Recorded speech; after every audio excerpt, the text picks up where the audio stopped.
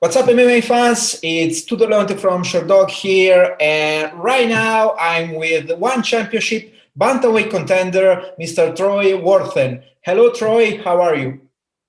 I'm doing well, man. How about yourself? I'm doing good as well. Thank you very much. So, you recently moved back to the United States. Is that correct? And if so, I'd like to ask, how did your return go? Yeah, I moved back to the United States in, I believe, late August, early September. Um, and at first it was a little rough because I had to get all the stuff that you need in the States sorted, like getting a car insurance, setting up all my health care and all that stuff like that. So there was a lot to deal with at first, but now I'm pretty well set up and back in the groove. So it's been nice the past few months being settled in, and I'm looking forward to having a good performance, being a little bit more relaxed this time around. For how much have you lived in Asia? I was in Singapore for almost 2 years. Mm-hmm. And can I ask you why did you choose to return to the US in the first place? I mean, honestly, it wasn't quite my decision. I loved living in Singapore. Um, just me and the gym that I was with there had parted ways and had to return to the United States. Okay. And in your opinion, what's the main difference between training in Asia and training in the United States? I mean, when it comes to martial arts gyms, it doesn't matter where you're at. There's going to be gyms that are the same. There's going to be gyms that are very different. The main difference right now is that I'm in a very, very big team. So we have anywhere from 40 to 60 fighters on the mat at one time. And they're pretty much at Sanford MMA, where I'm at. They're all in the top organizations or working towards being the top organizations. When I was at Evolve, we had a very small team. So there was only about 10 to 12 of us on the mat at the time. And they're all amazing fighters and great training partners, but it's just you have less bodies, different looks, less different styles. So I would just say there's a much larger amount of training partners at the current gym I'm at. But was there any particular reason for you having parted ways with Evolve MMA, or if you want to open it about it? They just decided to go a different route, and that's their right. And I still love the team. I love those guys, and I wish everybody there the best. I'm still in constant contact with all my team members from back at Evolve, and I hope they're very successful. No hard feelings on my side. It is what it is. I saw that you recently adopted the nickname Pretty Boy. Where does that coming from? I've actually had the nickname Pretty Boy since I think my second pro fight. It's kind of ironic because people that know me know I'm probably the least high maintenance person there is. But at the time, I had grown my hair out and I had long hair. And the guys that I trained with and hung out with would always tease me because it didn't matter if I had a hard training session or we were just walking around and I just got sweaty. I wanted to go shower. I don't like to be dirty. So they would start teasing me when I grew my hair out and started calling me Pretty Boy and stuff like that. And it just kind of stuck. And the organization that I used to fight for, Combat Night, they just posted one of my highlight videos and posted Pretty Boy Troy without me knowing. So ever since then, the nickname is just stuck. And I'm a believer that you don't get to pick your own nicknames. So while I wasn't really a fan of it at first, that's the name I was given. So I'll stick with it. Yeah, it's pretty cool actually. So on top of that, it has brought you some luck with your results so far. No. Yeah, I haven't got beat up in any of my fights so far, and my face hasn't gotten any uglier. So I guess the Pretty Boy moniker is sticking for now.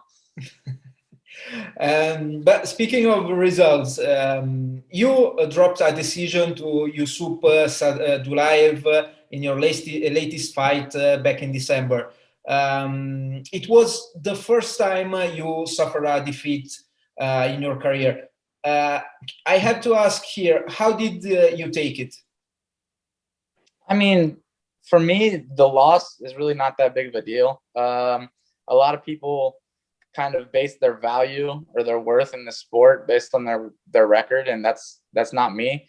I'm a martial artist first, so how I base myself is based on how I carry myself throughout life, and am I improving in martial arts, and how do I compete.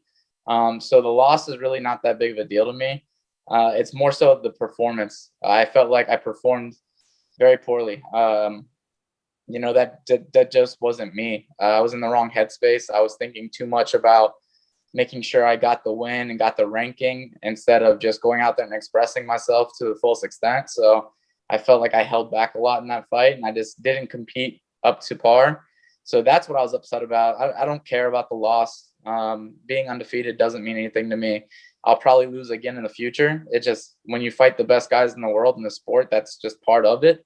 And I've accepted that. So the loss really doesn't affect me that much. It's just more so the fact that I performed poorly and I didn't represent my gym, my teammates, and my coach as well. So, a lot of people say I'm a little too hard on myself, but I think to be one of the best in the world, you need to be hard on yourself. So, like I said, the loss is not a big deal to me. A lot of people have asked me how it made me feel. It didn't make me feel like anything. It was my performance that made me feel upset. So I'm very excited to go get another performance in and be able to wash that performance out of my mind.